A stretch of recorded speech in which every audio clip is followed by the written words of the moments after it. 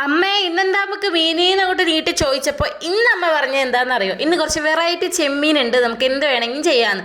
അപ്പോൾ എപ്പോഴും ചെമ്മീൻ ബിരിയാണി ഉണ്ടാക്കും, അല്ലെങ്കിൽ ഞാൻ ചില്ലി പ്രോൺസ് ഒക്കെ ഉണ്ടാക്കി അതിൻ്റെ റെസിപ്പിയൊക്കെ ഞാൻ ഇട്ടിട്ടുണ്ടല്ലോ. അപ്പോൾ ഇന്ന് കുറച്ച് വലിയ ടൈപ്പ് ചെമ്മീനായിരുന്നു കേട്ടോ. ഇത് ടൈഗർ ചെമ്മീനാണ്. ഈ ചെമ്മീൻ നിങ്ങൾ കഴിച്ചിട്ടുണ്ടോ?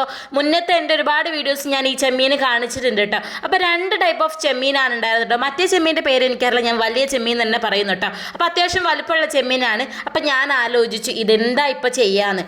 അപ്പോൾ നമുക്ക് വേണമെങ്കിൽ ഫ്രൈ ഒക്കെ ചെയ്യാൻ, പൊരിച്ചെടുക്കാം അങ്ങനെയൊക്കെ വിചാരിച്ചു. അപ്പം ഞാൻ ഇന്ന് വെറൈറ്റി ആയിട്ട് പൊരിച്ചെടുക്കാമെന്ന് വിചാരിച്ചു. നമുക്ക് കൊള്ളി കൊത്തി പൊരിക്കാം ഗൈസ്. നല്ല ഈർക്കിളൊക്കെ കുത്തിയിട്ട് ഇവനെ നീളത്തിൽ പൊരിച്ചെടുക്കാം. പൊതുവേ നമ്മുടെ ചെമ്മീൻ പൊരിക്കുമ്പോൾ അങ്ങനെ ചുരുങ്ങി പോലെ നമുക്ക് നീളത്തിൽ തന്നെ കൊള്ളിയിൽ അങ്ങോട്ട് കുത്തിയിട്ട് പൊരിച്ചെടുക്കാം അല്ലേ. അപ്പം നിങ്ങളിങ്ങനെ ചെമ്മീന് നീളത്തിൽ കുത്തി പൊരിച്ചെടുക്കാറുണ്ടെങ്കിൽ കമൻറ്റ് ചെയ്യാൻ മറക്കണ്ട കേട്ടോ. അപ്പോൾ ആവശ്യത്തിന് നമുക്ക് ഈർക്കിലൊക്കെ വേണ്ട, ഈർക്കിലൊക്കെ പറിക്കാൻ ഞാൻ അമ്മനെയും ഭരത്തുമോനെയും വിട്ടിട്ടുണ്ട് കേട്ടോ. അപ്പോൾ അമ്മയാണ് ചെമ്മീനൊക്കെ എനിക്ക് ക്ലീൻ ആക്കി തന്നത് കേട്ടോ. അപ്പോൾ തലയും വാലൊക്കെ ഞാൻ അവിടെ തന്നെ വെച്ചിട്ടുണ്ട് ഒരു ഭംഗിക്ക് കേട്ടോ. അപ്പോൾ നമ്മൾ സാധാ പോലെ മസാലയൊക്കെ തേച്ച് മുളക്, മഞ്ഞൾപ്പൊടി, ഉപ്പ് ഒക്കെ ഇട്ടിട്ട് നന്നായിട്ട് മസാല തേച്ചു. അപ്പോഴേക്കും നല്ല ഫ്രഷ് ആയിട്ടുള്ള പച്ച ഈർക്കിൽ അമ്മ കൊണ്ട് തന്നിട്ടുണ്ട്. അപ്പോൾ ഞാനത് അതും കൂടെ സെറ്റാക്കി വെച്ചിട്ട് ഇനി നമുക്കിത് ഓരോ സുന്ദരക്കുട്ടന്മാരെ എടുത്തിട്ട് അങ്ങോട്ട് കുത്തണം ഗൈസ്. അപ്പോൾ ഇതിനുള്ളിൽ കയറുമെന്നൊക്കെ എനിക്ക് സംശയമുണ്ടായിരുന്നു, കാരണം ഞാൻ വാലൊക്കെ ഇട്ടിട്ടുണ്ട് കേട്ടോ. ഇതിൻ്റെ വാലൊക്കെ പൊതുവെ വെക്കാറില്ല, തല വെക്കും കേട്ടോ.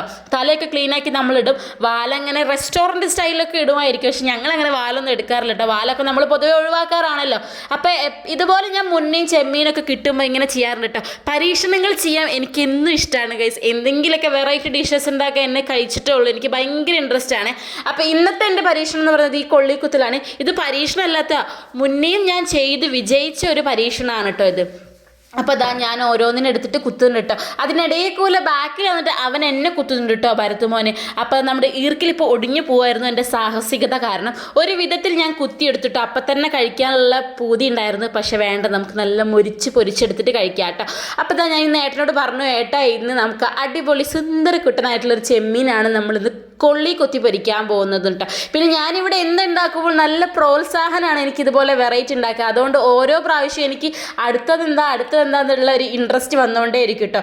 അപ്പോൾ ഒടുവിൽ എനിക്ക് തോന്നി ആ വാൽ അവിടെ വെച്ചിട്ട് കാര്യമില്ല, കാരണം വാൽ എന്നെ വല്ലാതെ ബുദ്ധിമുട്ടിക്കുന്നുണ്ട്. കാരണം ഈ ഈർക്കിൽ അങ്ങോട്ട് കയറുന്നില്ല, വാലിൻ്റെ ഭാഗം കുറച്ച് ഉറപ്പുള്ളതല്ലേ.